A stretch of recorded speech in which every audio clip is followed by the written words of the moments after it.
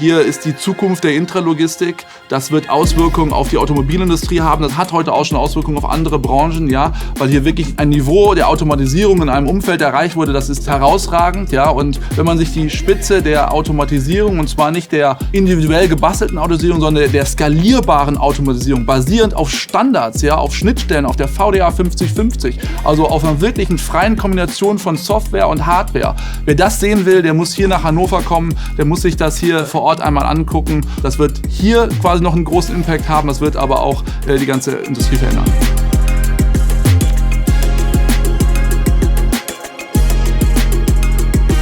Wir haben fahrerlose Transportfahrzeuge unterschiedlicher Hersteller, unterschiedlicher Größen im Einsatz. Und das alles wirklich in ein Konzept zu bekommen und automatisiert ablaufen zu lassen, ist per se schon mal eine Herausforderung. Wir haben Just-in-Time-Prozesse, wir haben Just-in-Sequence-Prozesse, wie gesagt, wir haben Routenzugtransporte, Unterfahrtransporte und so weiter, manuelle Transporte noch dabei. Das ist wirklich eine wahnsinnige Komplexität auf diesem riesigen Szenario und das ist schon sehr besonders.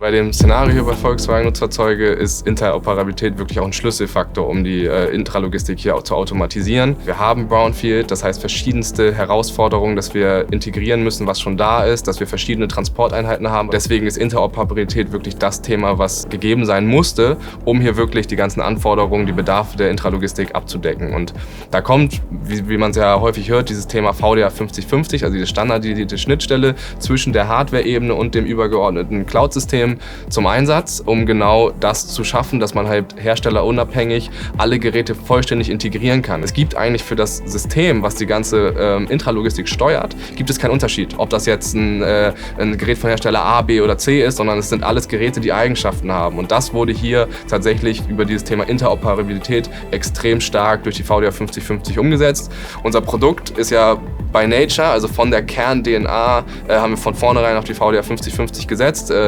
und entwickeln diese ja auch mit und treiben diese auch mit voran. Die VDA 5050 wurde lange entwickelt und es gibt ja Arbeitskreise dazu, die sich damit beschäftigt und sie sind sehr, sehr früh ist es ja aus dem Bedarf aus dem Automobilbau entstanden und dann haben sich die Hersteller von den Geräten ja quasi mit an den Tisch gesetzt und es wird diskutiert, okay, wie kann man dieses Problem des Vendor-Logins, das heißt, wenn ich einmal einen Hersteller habe und dazu die Software habe, aber dann einen zweiten Hersteller brauche und im gleichen System den haben möchte, also im gleichen Prozess den haben möchte, bis es die VDA 5050 gab, ging das nicht und das ist ja dieses Interoperabilitätsthema.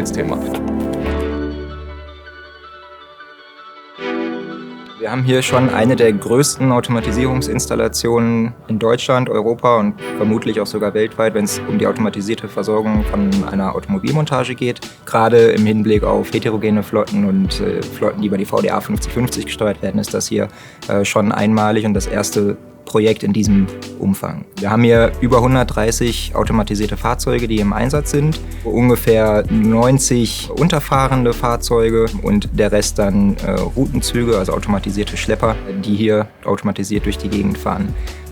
Wir versorgen ca. 90 Sequenzen aus dem Supermarkt mit Material an der Linie. Und dazu noch über 60 Umfänge, die Just-in-Sequence-Material durch einen externen Dienstleister geliefert bekommen und dann hier an der Montagelinie mit den Schleppern anstellen müssen. Allein die Größe, ich glaube, es ist schon besonders zu sehen, dass hier über 130 automatisierte Fahrzeuge über die VDA 5050 gesteuert werden können. Das ist so einmalig und das erste Projekt in dieser Größe und zeigt aus meiner Sicht sehr gut, dass die VDA 5050 nicht nur in irgendwelchen Lab-Umgebungen funktioniert, sondern mittlerweile halt wirklich in der Praxis angekommen ist. Die VDA 5050 ist also ein Kommunikationsstandard, das heißt eine Sprache.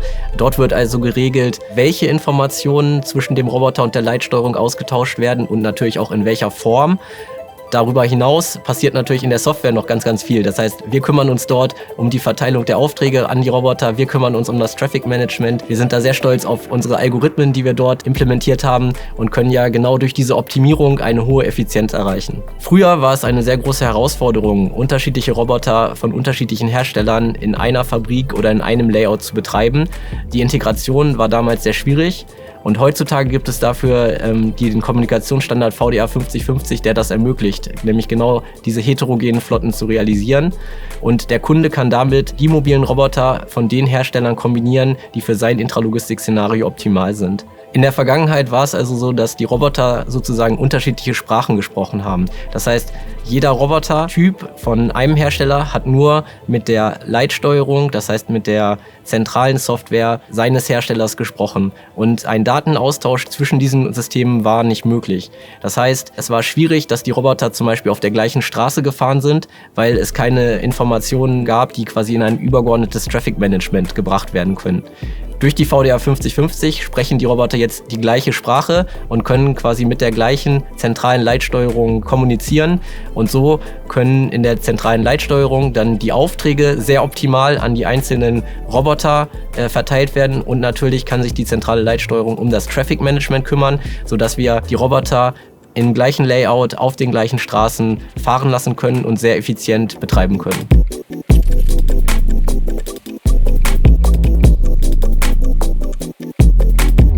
Wir haben einen sehr strukturierten Onboarding-Prozess auf Basis der Erfahrung von den Onboardings, die wir bereits durchgeführt haben. Wir haben das größte und wirklich führende Partnernetzwerk im Bereich der Mobilrobotik und haben deshalb dort viel Erfahrung in diesem Bereich. Wir haben den Prozess in 9 sogenannte Phasen unterteilt, wo wir anfangen mit ganz einfachen Aspekten wie der Herstellung der Basiskommunikation bis hin zu Custom Actions, also Actions, die durchzuführen sind, die für das Fahrzeug spezifisch sind. Wir laufen dann mit diesen Partnern gemeinsam durch den Prozess und können am Ende für den Kunden sicherstellen, dass die VDA 5050 Kommunikation gut funktioniert, dass die VDA 5050 Kommunikation gemeinsam getestet ist und dass wir dann schnell Projekte gemeinsam realisieren können beim Kunden. Wenn ich anfange, mit der Automatisierung Erfahrung zu machen, dann starte ich ja meistens mit einem Roboter oder mit einer kleinen Flotte von Robotern. Und wenn diese ersten Tests erfolgreich waren, dann weite ich das Ganze natürlich auch. Dann gehe ich in die Skalierung, dann nehme ich mehr Roboter dazu, dann nehme ich vielleicht auch weitere Prozesse hinzu, wo ich dann einen anderen Robotertyp benötige. Und da kann es dann ganz schnell dazu kommen, dass ich eine Mischflotte für mich favorisiere. Deshalb gab es diesen Impuls, die VDA 5050 zu entwickeln. So werden jetzt nach wie vor neue Versionen veröffentlicht und der Standard wird weiter verbessert. Und wir sehen das auch in unseren Projekten und in unseren Kundenanfragen, dass wir viele Anfragen haben, auch aus anderen Industrien, aus dem produzierenden Gewerbe, aus der Batterieproduktion, aber zum Beispiel auch aus der Pharmaindustrie, aus dem Food and Beverage Bereich, aus dem Fast-Moving Consumer Goods Bereich. Also der Standard ist auch für andere Branchen attraktiv und findet auch dort mehr und mehr Anwendung. Das Gleiche gilt auch für die Geografie. Der Standard hat in Deutschland seinen Ursprung, aber wir machen heute schon Projekte in Europa und den USA mit diesem Standard. Neben der VDA 5050 gibt es auch noch andere Standards, die sich mit diesem Thema beschäftigen. In den USA zum Beispiel Mass Robotics oder auch in Asien einige Standards. Aber da muss man ganz klar sagen, es gibt einen großen Unterschied. Die VDA 5050 ist in der Praxis angekommen. Es gibt viele produktive Szenarien, die mit der VDA 5050 laufen. Und das ist natürlich ein großer Pluspunkt, auch im Vergleich dieser Standards. Wir sehen das jetzt auch, immer mehr Anfragen kommen aus den USA. Wir haben laufende Projekte in den USA. Und da die VDA 5050 sowohl von dem Funktionsumfang als auch von der Praxiserprobung am weitesten ist, fällt die Entscheidung immer häufiger, auch in den USA oder in anderen Geografien, auf die VDA 5050.